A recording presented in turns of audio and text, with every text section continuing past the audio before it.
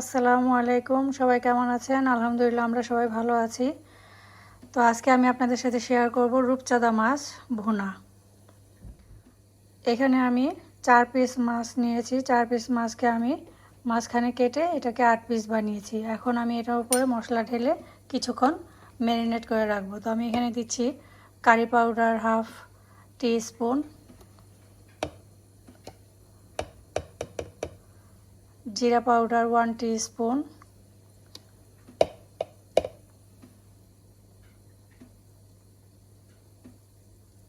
ধনিয়া 1 টিস্পুন, হলুদ powder half teaspoon, মরিচ পাউডার 1 টিস্পুন, লবণ দিয়ে দিব আমি স্বাদ অনুযায়ী।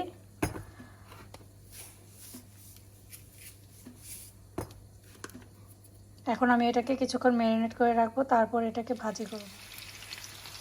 মাছগুলোকে আমি 30 মিনিট ম্যারিনেট করে রাখার পরে এখন একটা ফ্রাই প্যানে তেল দিয়ে ভেজে নিচ্ছি। তো আমার মাছগুলো ভাজা শেষ হয়ে গেলে তারপর মাছগুলোকে আমি ভুনা করব। মাছগুলোকে আমি উল্টিয়ে দিয়েছি।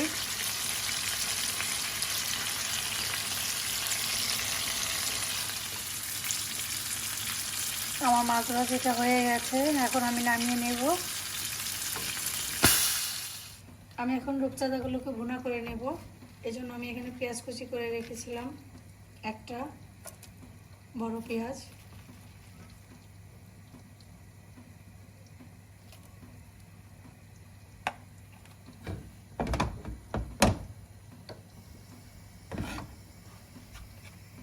পেঁয়াজগুলোকে আমি এখানে একটু ভুনা করে নেব।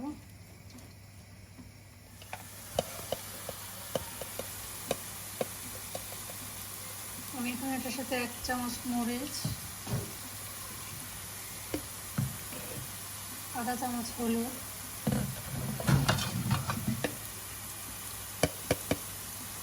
1 চামচ ধনিয়া গুঁড়া, হাফ চা চামচ জিরা গুঁড়া,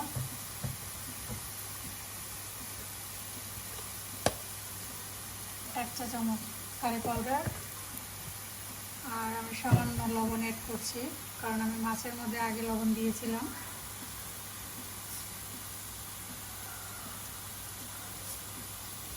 এখন আমি মশলাগুলোকে ভালোভাবে কষিয়ে নেব। এগুলো কষানো হয়ে গেছে, আমি এখন এটার উপরে মাছগুলো ঢেলে দেব।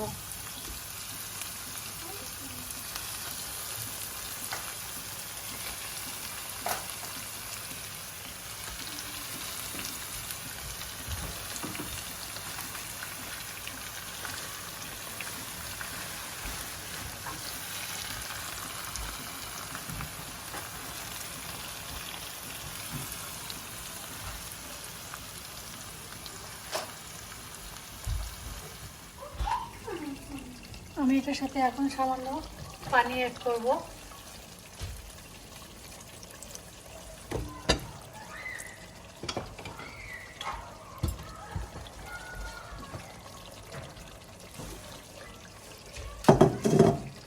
সাথে দিয়ে দিব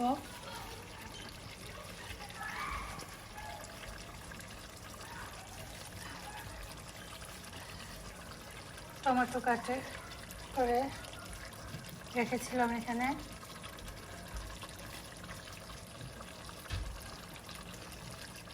দিয়ে আমি এখন এটাকে ঢেকে রেখে দেবো কিছুক্ষণ। আমার মাছ ভুনাটা হয়ে গেছে, এখন আমি এটার উপরে একটু ধনিয়া পাতা দিয়ে দেবো।